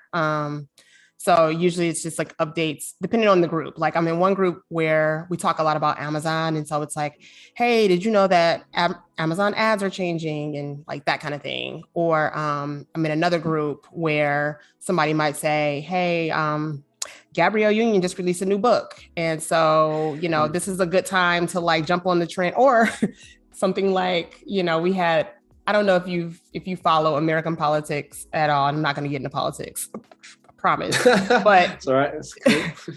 We had a new judge that was elected, Ketanji Brown. She's the first Black woman to be elected to the Supreme Court. And one of the senators was questioning her. And so he had this book. It's called Anti-Racist Baby. And it's a cute little book. And it's just like, it's like this baby, and it's a board book. It's innocent. And he like had these exhibits of the book showing like, do you support this? This is like hateful stuff. And like, what was he? He was using some different terms, but anyway, that book like took off. It like, wow. Everybody was buying the book after that because it just like, they didn't even know about it. And, and then it became, yeah. So, that's another type of thing that we might like talk about in the groups. So that's one way. And then I listen to so many podcasts. Like I love podcasts. So anytime I'm like in the car, I have my favorites. So there's a lot of, that's a great question actually. I mean, it's, there's so many different ways that you can kind of be inspired by, whether it's podcasts or magazines or even just going out, step away from the screen and just getting your community. It's always cool to know what you guys are thinking in terms of, where do you kind of stay on top in terms of the industry? Could be watching Adobe Live. There we go. It could be anything. So let us know. It'd be good to know. For myself, I've got like quite, I like to bookmark a lot. So on my website, I've got like a website on my browser. I'll have loads of like bookmarks or like blogs, and like checking blogs in the mornings and kind of seeing what's happening. Kind of keeps me afloat creatively. Yeah, definitely. And it's like, that's another reason why it's nice to watch, things like this, because then you also kind of like get a feel for if there's some new tool or like something that people are doing, or, so that's also helpful. For sure. We've got some good comments relating to the love and design of your book so far. It's all good. We've got Misty said this is the best book. So there we go. Your fans, they're already loving what you're designing, which is awesome. So keep that good energy and positive vibes coming through. We'd love to see it. Thank you guys. It's going to be so good. Like, I'm excited. I've been working on it for honestly way too long because I keep like picking up other projects and it's just been out here. So I feel like doing this spread and like seeing how this has turned out is like giving me some new motivation to like jump back into it. So nice. Yeah, I want to get it done this year. I will get it done this year. It will happen in 2020. That's the spirit. That's it. Yes. It's nothing can overcome it. You got to make it happen now. You promised us on Adobe live stream. You're gonna have to see it through now. I know, right? It's no out there now. It's documented. Okay, so this is all I have, guys. V is for variety. It's different every day. I wear it and that does not flow. I wear it something about styles, and then I think it could end in the word way. So has it got a rhyme with the word way because of every day? Yeah. It doesn't have to, it doesn't have to be way. It just feels like that's the word that I would end up using. Help us out, guys, and people in the chat. If you got a word that maybe could if you're the next Kanye or whatever, or Cardi B, just say name, put it in the chat what you think could rhyme with that. I'd love to know, actually. 10 points again for the most creative answer. Trying to rack my brains out, thinking what could work with that. And here's a bonus. If somebody does come up with what it will be, I'm gonna write a little thank you at the beginning of this book. Boom. That, I mean, that's not an incentive to get those creative juices flowing. Let's do it. I think it's only fair. We'll give them a few minutes though whilst they're doing that, because that would be fair to just jump the gun. But definitely get those in the chat. Tell me now, right away. No thinking time. Okay. Oh, how did this happen? And just a nice little reminder that we've got about 10 minutes until we get into our artist spotlight. So stay tuned. It's a good one, so you don't want to miss it. Yes. I'm gonna do this one, and then I'll export it so that just so we can have like a finished. This will be kind of our I don't know, our prototype, our like working. And what I usually do too is like I'll end up getting to like a midpoint, like, you know, where we are now with it not being completely done. And this might be the version that I might float around to people to like, I have like a launch club. And so I'll send unfinished versions of some of my books out to them and say like, hey, what do you think in terms of how it's going so far? What might you change? So I'll probably fill in the rest of these so that I have the full alphabet. And then some of them will have, you know, this will be like in draft form like it is here. And some of them will be completely blank because I haven't worked on them yet. Yeah. We've got some bars dropping in right now, actually. And maybe they could work. So we've got Dorina, let's start from the top. So we've got Misty said different styles. Dorina said various styles. Clever said sometimes it's like play. Wade said Matthew McLeaner. I hope something else, all right. I wear my curls in every way. Like that. And that's then Misty said, it could be actually. I think that's a clear winner. I style it in different styles. I love my hair in every way. Man, you guys are like poets. You guys are dropping some bars for us today. Hold up. I love it in every that has potential. And they said something like, I love to, how do they say it? I love different styles or something. It's different every day. So we've got, I'll run through that again. So we've got Misty who said different styles. Then we've got various ways. Then we've got Clever who said sometimes it's like play. And then Wade, which I think is a good one actually, is I wear my curls in every way. And then we've got Misty. By the way, I'm just saying, I hope it's not actually questions. I'm just going into each one thinking it's a new bar. Yeah. We've got Misty who said, I style it in different styles. I love my hair in every way. Yeah, I like these for variety. I switch. I don't know. I'm gonna say this is not gonna pass the editor check. I switch it up each day. But that's it for now. These for variety. I switch it up each day. I love different styles. I love it in every way. All right. You know, it doesn't flow. It doesn't flow. You know. When you know, you know, right? I'm beatboxing in my head as I'm. I love that. When you know, you just know. But thanks, guys, for dropping in those little liners. I'm digging it. As a strong collection there. Yes. We've got a question from Dorina, and it's a technical one regarding perhaps the InDesign, which is a really good one actually. What size are the spreads that you're working to? They look kind of like square-like, but yeah, that is a good question. Here, let me show you guys my. This was another one that I had to like get through. So it's an 8.5. All my books are 8.5 inch square. So that's just the page size. And then as you see this like magenta bar that's over here, it is a 1/2 inch margin. So that bar is showing us where the margin is.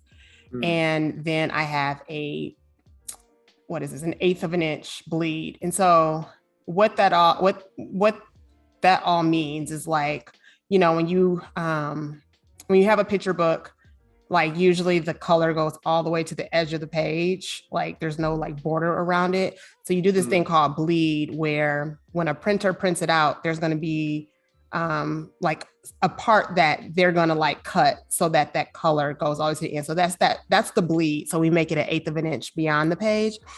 And then the margin is telling me like, don't have any important images or text that goes past this margin.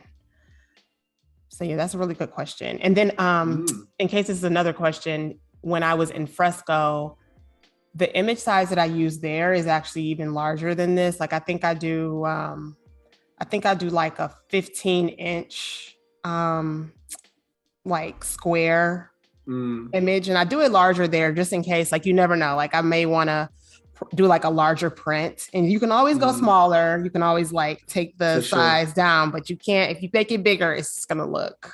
You're in trouble. Yeah. That's a really good reminder actually for those who are quite new to design, if you're using especially different programs, always try and, not always, but it helps when you work a bit big, because scaling down is a lot easier than having to scale up, because sometimes things can be pixelated or you run into a whole world of terror. So yeah, it's those kind of little tips and tricks that you'll definitely learn as you start to watch maybe more streams or do more tutorials. So yeah, that was a good food for thought now. Yes. And then so now I'm like exporting the PDF, and this is what I do like before I send it to a printer or to Amazon. I just export it. I don't want all the pages, but I don't remember exactly. Let me see. Is there some way I can see beyond this? What the page? Is it the preview? Down. Say that again. Sorry, no, I thought you're in a different window actually. So you're in export. Yeah, I'm in a different one. And let me see. A, B, C, D, E, F. Okay, I think if I do like 1 through 8, I should be fine. Nice. Is it the spreads as well? You've used it on singles. So I know that's that always happens to me. You know what? Yeah, pages is what I want. Yes. Cool. Is that how you export it too? Yeah, it's always a trick, because again, it depends on how it's exported and how it's going to be in the final, whether it's a presentation doc or if it's a mock-up as well. You might maybe export as like a single page, so then you can put them on mock-ups easily. But when you go to print, again, depends on maybe the binding as well. If it's different types of binding, it might be single page or it might be spreads. Yeah. Oops. But yeah. See, I'm gonna go into different file types. I should not have that up. Okay. But all right. I'm just gonna export the whole thing, because I don't know how to do this by pages. I guess I've never done it that way. And I'll say, whilst we do that, probably about literally maybe 2 minutes, or we can just, as soon as we've done the export, we could jump into our and by all means, we'll definitely continue after you're exporting back into InDesign. Because I'm sure we want to see the final, we want to see how it's looking in all its glory. But we've kept you guys waiting for more than enough time, and we have a very, very exciting artist spotlight. If you'd like to reshare that with us. Yes, Markita. I would. Let me see. Awesome. So just to let you guys know as well. So we've kind of mentioned it before, but again, if you've just joined in now, this is a part now we're going to look at a very, very awesome creative from our industry, and that way you can kind of get a feel for their work. And it's basically a segment with Adobe Live that we do just so you can basically celebrate them and sort of see some cool stuff that they're doing. So we have got today, and I want to get this correct, and it's even meant she's got the spelling broken down.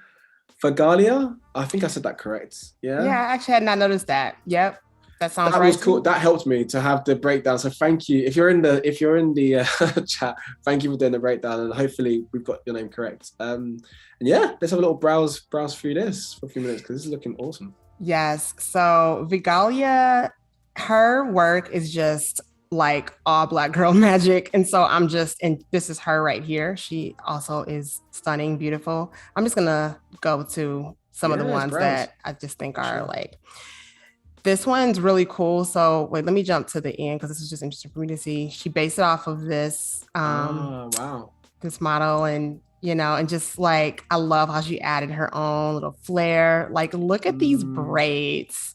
that's strong. Like, it's just like, I don't know, she's That is whipping her strong. hair or whatever, but That's her energy. That's what it is. Not even the whip. It's just the natural energy vibes, it's right? Just the allowing it energy. to do that. Oops. That's Oh, this is looking a good. different And one. going back to, because remember we spoke about the shine as well on clothes, how difficult that can be. She got the shine on the jacket, Oh, so sharp there. yes. You Yeah. are so right about that. I love how she does that. It looks like maybe one of the brushes that she uses, but yeah, the way she positions it, and then she's got this shadow here. Mm, There was something else that I wanted to call out. Oh yeah, same thing on her face, like just kind of like yes. Even that the shine, eyes. the Even eyes. the detail in the eyes, that's cool. Again, by all means, guys, in the chat, we've got a link as well directly to Vegalia's Instagram page. But share some love in the chat. What are you guys feeling about it? Are you digging it? And I know we are because it's looking sharp. But we've got like a nice little 10 minutes or so. We could definitely browse for a few and Yeah. pick out. I love these tutorials as well that she does. She does these little. Is it TikTok? And it kind of This comes is through. Or was it like well, she might start it on TikTok and brings it over to okay, Instagram. Yeah. That cool. might be what she does. But yeah, she I don't know how this video is going to show, but I do want to just kind of go to this because it's really cool. So the reason I found her is Mm, because she makes these brushes that are hair, right? that's cool. And you can really like, I'm sure first of all this is just a huge time saver for anyone because you guys Yeah. saw how long it took me to do like a braid yesterday. And so she like used real hair to Wow. come up with those brushes. And so I'm assuming that's what she's using on some of her work as well. This one is really That's cool. amazing. That in itself is such a cool process. Like actually using. I remember when we first spoke, Mookie, I remember we touched on the spotlight when we saw and we saw that clip. I think she had one of her dad, and she used her dad's hair as like for the brush palette, that's so cool. My brain wouldn't even think to even do that. That was Me very neither. very cool I work. attempted one Wow. time to make a brush and it was a fail. I didn't even try again. So yeah, to even like mimic a style like that is just like That is cool. very cool. So yeah, Even if you that's go back a bit, it looks a bit of video editing because again, it's like a mixture of the really cool tools where you've got a bit of animation and almost oh like visual effects yeah. on top, which looks Yep. cool. Yep, you're right. I'm digging And that. it looks like she might use a different tool, but um, I think everybody has their own like it's just like your medium. You can use different ones, but I Mm. know you can do all this stuff, I'm sure, in Fresco too. But the color, even the color Oh, this palette, like is that is that strong. is It is what really like cool. captures me. Like this is like Mm. iridescent, right? Like I wouldn't know if somebody said draw iridescence. I would not necessarily know how to do that, but that's exactly what this is. No, that is very very cool. And And that, also as well, I think we touched on it yesterday as well. Like with an illustrator, you always need a particular maybe a style as well, or a certain route, and it's so distinctive. You can feel like you can see her work, and you just know it's by her. Which is yes. really cool. I mean, getting that style, like Mm, developing a style, I've been working on that. I know this one goes to a video, so I can't click on it, but this one, I love those little posts. Like, how cute is that? ah, Um, but yeah, I agree. Like having a style. I mean, I'm mm, still working on mine. I have one for Curly Crew, but um, you know, getting to that point where, like you said, people kind of look at it and they're like, they "Yep, know. Mm. yeah, that I was think that's the beauty of it as well. It's like you're forever maybe even adapting to it as well. You might not necessarily, you sit in one place and you just kind of dwell on it. You're forever learning more. So maybe you might have a new way of seeing how things could be rolled out. So that's quite cool, like kind of keeping yourself afloat. That one was exactly." quite cool. Can you go up the top on the I Oh think there was yeah, one on the right where it's like a hand drawn, maybe the next row up on the far right, oh which is like yeah. a yeah, that one's cool. It's I like a don't know if frozen, you we'll. can see Okay, a good. drawing. Ah, Yeah, look at that. that's awesome. Yeah, that's very cool. Okay, so she's got a coloring book, which Wow. looks like it would be so okay. You know what? I don't know why we don't have this book yet. Because this would be so fun to color, That right? would be awesome. I can see as well. Like, I mean, we've got the link in the spotlight in the Adobe Live chat. But by all means, like, definitely check our Instagram out, and you can probably even buy a copy of the book because Yeah. yeah, it's looking good. But let me just pick out maybe two, three more, and then we'll bounce back. But Okay, we'll show a guy. Oh, the guy maybe he's not gonna this is the show one I him. think. Is this the one I saw? Yeah, Oh this yeah, is the this one I is saw. Yeah, I her love dad's that. like, I what are love. you doing? But that's what's cool. It feels like real, right? It's just like sort of human element. It's like, Right? How cool is that's cool. that? Yeah, a lot of effort's gone into that. I love that. And I Oh love as my well, she's not goodness. afraid to show the process as well. Like, really, it's not just the polished things, it's actually seeing the kind of come up and the journey from what she's created.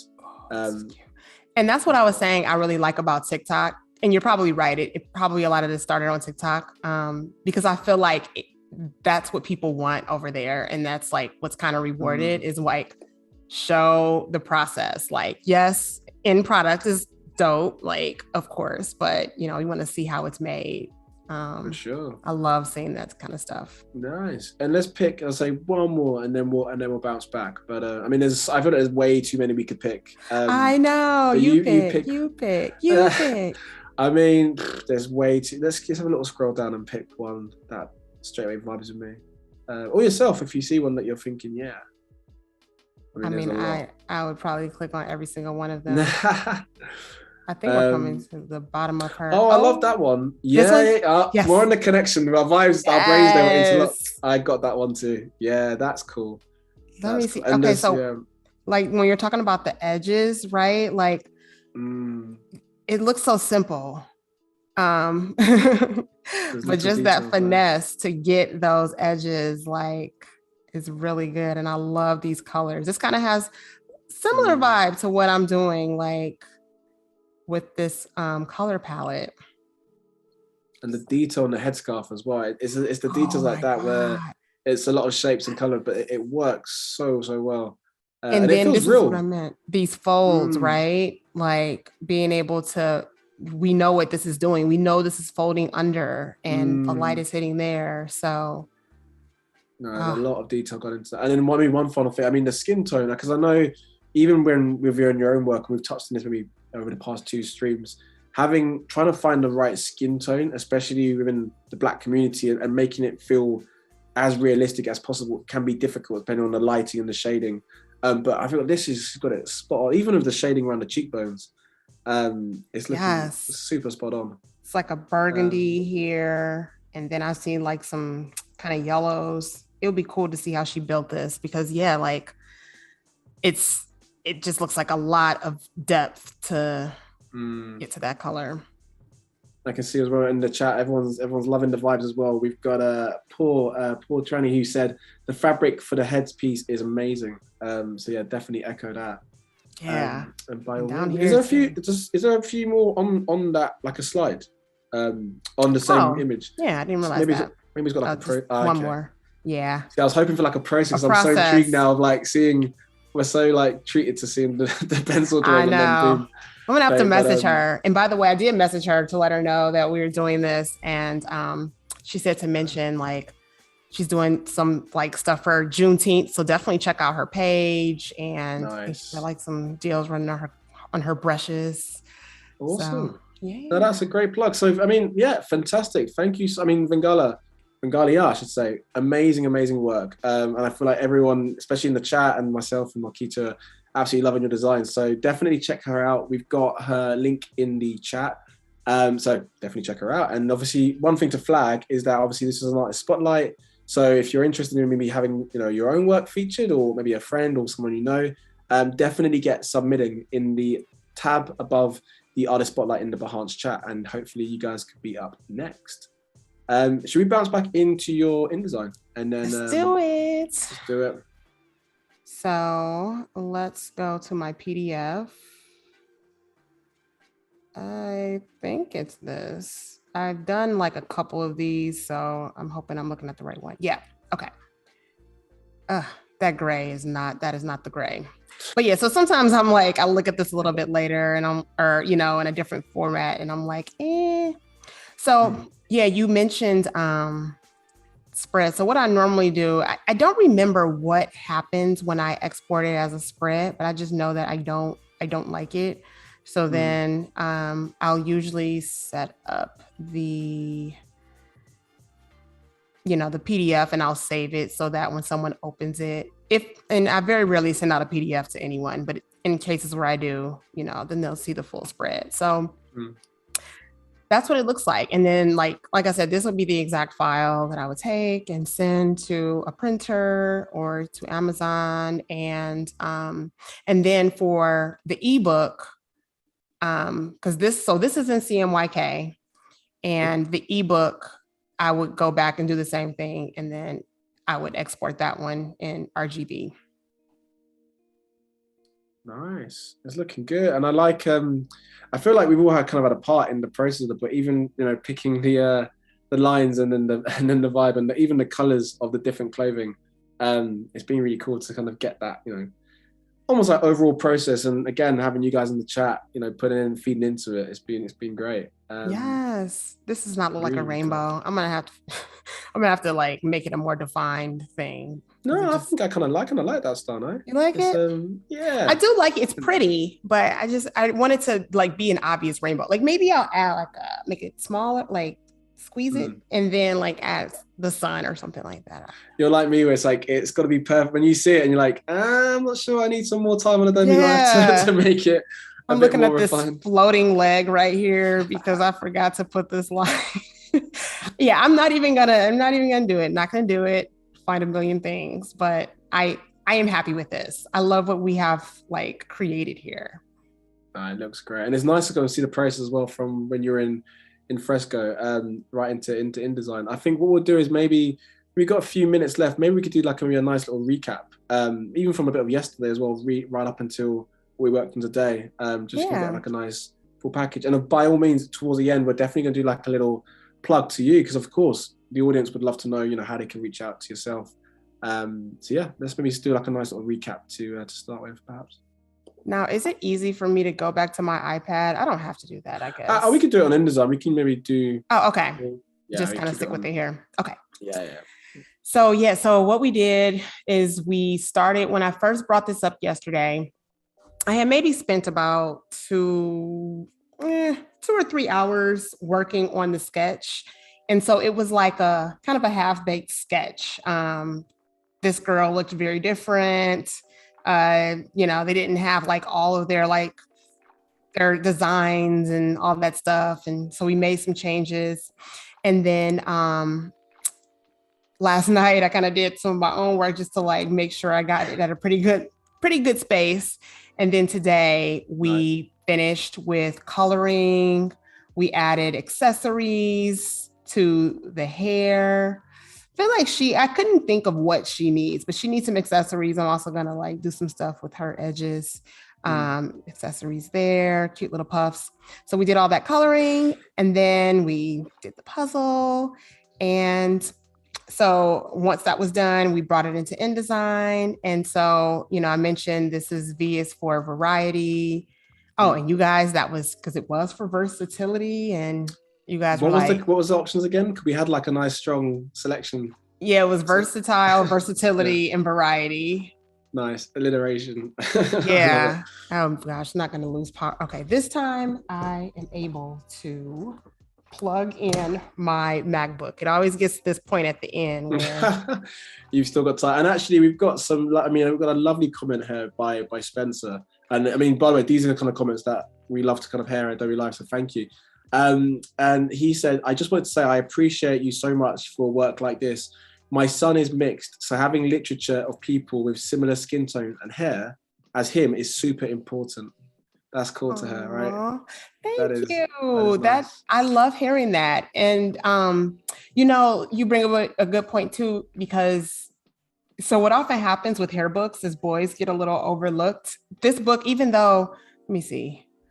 Yeah, all of these spreads, this one has both, but I want to say like a third of the book has like F is for fade, for example, and it's a little boy and it's like the back of his head and he's holding up a peace sign.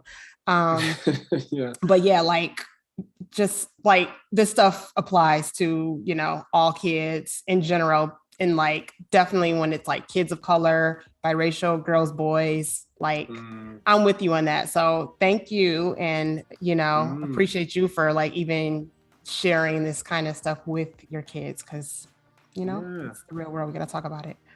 For sure. That was a lovely comment. And again, it's you know, within this line of work that we do, it's all about sharing, right? And sometimes people want to share maybe a lot or personal stuff, but it's a bit like what you're doing with your work, where it's related with family and it has that kind of personal connection, and a bit like with Spencer's comments where it's about his son.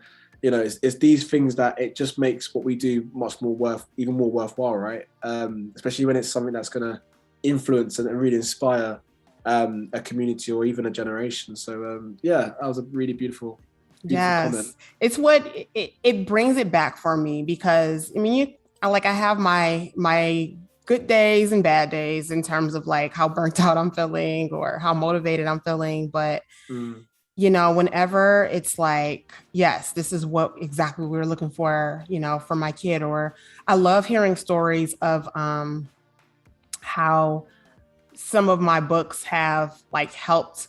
Like I have one book called I Have So Many Feelings, and I've gotten the feedback of, you've really like created something where my kid can say like, you know, come up with the words, because a lot of times that's the problem with, you know, what kids deal with is they don't have the words to talk about how they're feeling. And so just even being able to like read a book that talks about like, now I feel sad, now I feel bored, you know, it's like getting that feedback that is actually helpful. I'm just like, oh my gosh, I can do this forever. It is. I love that. And they can articulate it in their own way, right? It's just, it's relatable to them. That's a lovely little way to kind of end. And I definitely, because I would say perhaps 10 minutes, or even 9 minutes actually, until the end of the stream. But I definitely would love for you to have a part where you can kind of, you know, to share and plug yourself, because even though I'm super excited and loving what you're doing with the designs, like I'm sure those in the chat would love to kind of follow up and you know, how they can find out about yourself, of course. And also websites or an Instagram you maybe want to show us, so people can follow you after the stream. I would love to. Okay, so this is my website, CurlyCrewBooks.com. I just redid it on Shopify. Whew, it is like, if anybody uses Shopify, it's a learning curve. But so this is where I mentioned the bundles. So, you know, this is like my 5-book bundle. And so I do this cute little wrap, and I'm going to show you guys a video where I kind of wrap it, but, you know, I wrap it and then they all come, let me go back. They all come with a book, with a couple bookmarks and a card with a message on it. This is the board book that I have for I Am Not Sleepy. So I want all of the books to be in board book format at some point. And this is the one that I started with. I'm sorry, give me 1 second. I just realized that this says that it is not charging. It's funny that mother, I'm sure you guys can sort of see that mother looks a little bit stressed on that floor, but it's okay because the child's having a great time in the bathtub. So well, I don't know, for any parents in the chat, I'm sure you're probably watching this and thinking, I can relate to this. But yeah, it's quite nice because again, the books that you do as well, they've got that kind of funny sort of comical element to it as well. Yes. Which is really cool. When I talk about Mo Willems and the books that he makes. Okay, is this the right one? I'm just waiting for this thing to tell me that it's charging. It's not telling me that. Oh, good. But I learned a lot from those books because it's sort of like when you watch Pixar movies, like they're fun for kids, and then adults are also like, you know, yes, like super into them. So I just love like creating something that both a kid and adults can enjoy. I feel like they tailor. That's a really good point. And maybe there could be more books like that where it's for children, but actually there's certain parts that the parent, because obviously the parents has the one reading it to the child. So maybe it's a similar concept, but with, like you said, with films where I don't know why my brain's thinking of like films like even Shrek, or even just stuff where it's funny, but it could be for an older child slightly. But again, it's those elements where yeah, I mean, I make it sound like I've got children. I don't, but it's I imagine for a parent, it's quite rewarding. And also quite funny. So, and I get that feedback all the time. They're like, oh my gosh, I'm that parent. Like this one is another one. Like my kids are always like, snacks, can I have a snack? Can I have a snack? And then this is like my face. Like, okay, that's basically me. That's me now at 31. I think, to be fair. It's not even are you the kid or are you the dad? Which one are you? Probably the kid, to be fair. Yeah. I'm not gonna I'll be there yet. That kind of thing. We've got a just a comment actually whilst you're kind of going in over your Instagram, we can have a look at. Oh, yeah. We've got Spencer. He said he just followed you on Instagram. And he said, great, I'm going to now go broke because of all the amazing books that you have to offer. So that's cool. I know. I'm sorry to put that on you, but it's like, yeah, you know. It's a nice burden to have. Yes. Okay, so let me show you guys. So this is my TikTok, actually. I decided to go to that instead of Instagram just because I've got a lot of stuff here, but I wanted to go to... Oh, no, sorry. Is that loud for you guys? I'm not sure we can. Okay. If you can, is it like one of those ones? Perfect. I turned it off. Yeah. Cool. But this is me. That's cool. I guess we can't hear it, but we can still watch it, right? We can. Yeah. Yeah. Cool. The sound is not important. It's just a song. Look, I mean, you're working really fast there. I'm working. This is real time, not sped up at all. But yeah, like that's kind of how it looks in the end. But I love doing these like videos to kind of show like, you know, this is what you get in the end. And this is my, call it like a everything bundle or something like that. I have different names for it. And so it comes with stickers and it comes with the books. Another really cool thing that I did that I just wanted to show, I think I have time. Yeah, for sure. We've got like a solid, say 5 minutes. 4 or 5 minutes. But also I was going to say, just my brain straight away thought of the print stock there. I'm not going to geek out too much, but that envelope that you packaged up looked like it was like a nice kind of like grainy paper. I don't know. I feel like I want to touch it. Yeah, it's craft paper, which like you usually use it for like packing and it's not like a wrapping paper, but it's so much better because for books, like if you put books in wrapping paper, like those corners get like really frayed and just kind of weak. And so I actually hand stamp it. Oh, that's the one that I really want to show, but I'm just realizing that this doesn't allow me to go to, oh, here it is. So this video that I made was like my most viral. I went like kind of viral. I was like, hey, all right. You got to flaunt it. Kind of. I love that. It's like kind of was amazing. It's just just kind of dope. But yeah, you could kind of, or when it comes back around, you could see that I like I think that's why people liked it because I hand stamp these. And it's another one of those like therapeutic things like drawing braids where like I just get into a zone and I'm just like stamping like you know, so I just kind of made this paper. So enjoy doing that. But the other thing that I wanted to show you guys was like, I had a misprint in a book. And so this goes along with, you know, when I talked about how I like to keep things in RGB because otherwise, I think this is it, because otherwise I find that I have problems. So, well, first, there's this. So this occasionally happens with Amazon and it just gets printed the wrong way. But another thing that happened was one of the pages didn't have, we'll get to it in a second. This has not happened often. This book was just so bad. I just had to show it to people like, wow, what is going on?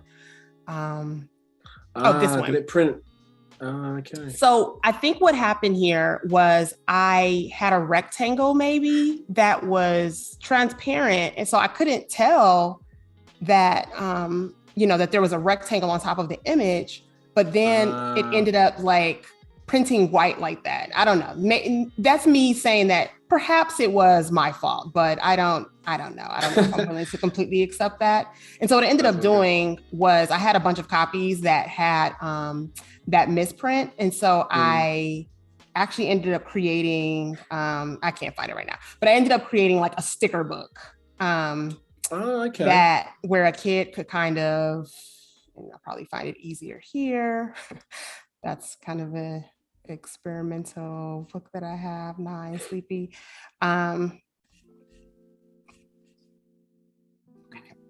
So this is the sticker book where I just kind of put that there. So that's great. So thanks for the show and tell. No, and I feel like everyone in the chat will absolutely adore your work, and they've got all the links in the chat, so they will definitely follow up. But Markita, it's been an absolute pleasure to host you these past few days. I hope you've enjoyed it, and I know definitely I can see in our chat has too. So massive thank you. And of course, a thank you to our lovely audience for sticking around and to engaging. Just to kind of wrap up, just to say to stick around for the Lightroom Bootcamp with Aaron Nace, immediately followed by Intro to Slow Motion Video Editing with Christy Adome. And then you can join Christy as she shares her process of editing and a campaign video for Nikon and the behind the scenes stories for her one-woman shoot. So on that note, that's a goodbye from us. A massive thank you again. And Markita, it's been my pleasure to host you. Hope you enjoyed it. Thanks so much, Karen. This is so fun. And thanks to everyone. No worries. So see you guys soon. Be care. Take care. Bye.